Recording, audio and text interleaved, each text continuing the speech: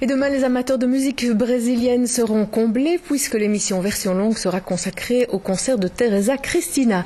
Et nos deux invités du jour viennent également nous parler du programme Europalia Brasil avec un autre spectacle qui va tourner chez nous avec une première représentation demain à Rochefort. Magie Noire, c'est son titre. Alors, Monsieur Poncelet, vous en êtes le metteur en scène. Qu'est-ce que c'est ce spectacle ? Alors ce spectacle, c'est un spectacle qui mêle capoeira, danse afro-brésilienne, percussion, dans une dramaturgie théâtrale. À savoir, j'ai repris finalement tous ces matériaux au profit d'une dramaturgie qui se passe dans la favela, dans une lutte constante entre vie et mort, avec des personnages qui ne renoncent pas et qui tentent de repartir toujours et tout le temps, malgré la mort qui rôde tout autour. Vous êtes allé au Brésil pour travailler avec ces jeunes qui sont en tournée ici pour plusieurs semaines. Oui, en tout de 2 mois et demi. J'ai travaillé au Brésil. Le spectacle a été présenté au Brésil. On a fait une première tournée en 2010, un peu en Europe. Et puis, on repart sur cette nouvelle tournée aujourd'hui, 2011.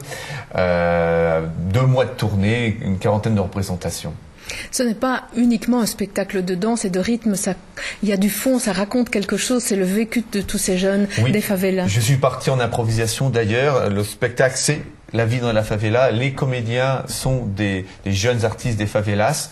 J'ai travaillé en partenariat avec une ONG, un Pénochan, et véritablement, c'est ce que tout le monde dit, c'est ce que tous les jeunes disent d'ailleurs, c'est un peu de notre vie. C'est un peu, personne vit sa vie dans le spectacle. Ce sont des personnages qu'on a créés, mais bien sûr la source d'inspiration, là ils vont chercher finalement cette urgence de dire, le pourquoi sur le plateau, c'est montrer un petit peu de ce qu'est la réalité dans la favela, mais aussi cette force de résistance qu'il peut y avoir dans la favela et la richesse de la culture qu'on peut retrouver dans les favelas, qui sont complètement stigmatisées dans la population brésilienne, un peu comme nos banlieues ici.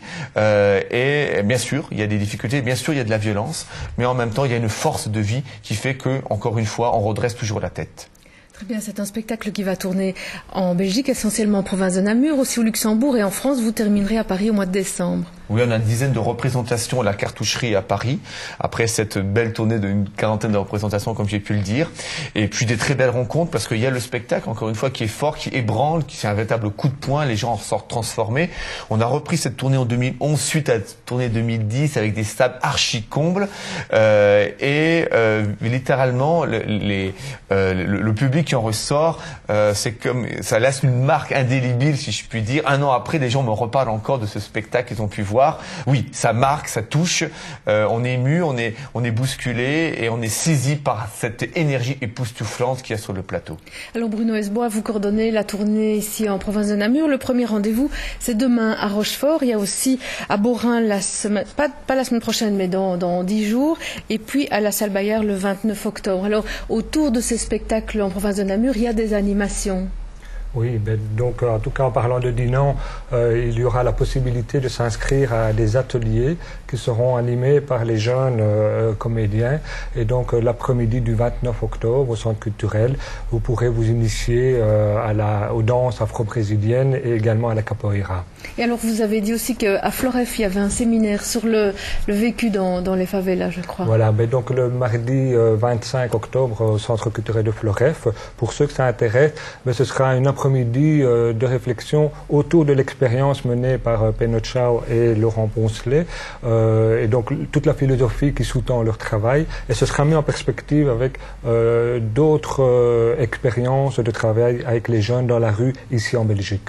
En tout cas, vu l'énergie avec laquelle vous en parlez et la passion que vous donnez, ça donne vraiment envie de voir. Premier rendez-vous, donc demain, à Rochefort à 20h, je pense. À 20h, effectivement. Sur les spectacles laissent des traces. 19h demain. Le spectacle laisse des traces, et chez moi aussi, bien évidemment, on n'en sort pas indemne. Très bien.